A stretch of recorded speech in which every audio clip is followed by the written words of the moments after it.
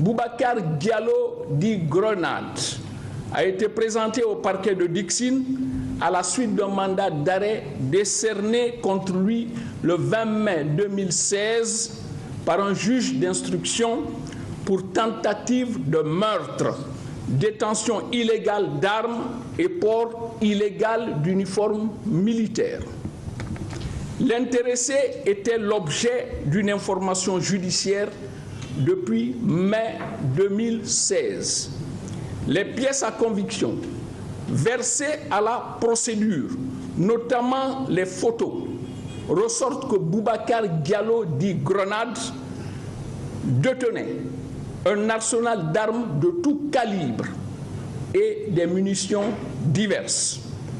Les images produites à la procédure montrent l'inculpé tantôt en train de manier les armes, tantôt en compagnie de personnalités appartenant à une formation politique de la place et à une institution constitutionnelle. Il faut par ailleurs noter que le 19 mai 2016, à la suite de la tentative de meurtre sur la personne d'un gendarme, Boubacar Diallo dit Grenade avait été grièvement blessé.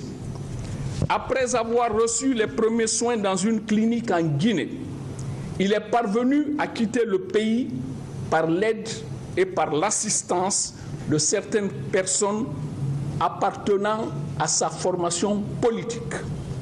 Revenu en Guinée sous une nouvelle identité, Boubacar Diallo dit Grenade a été interpellé et déféré à notre parquet.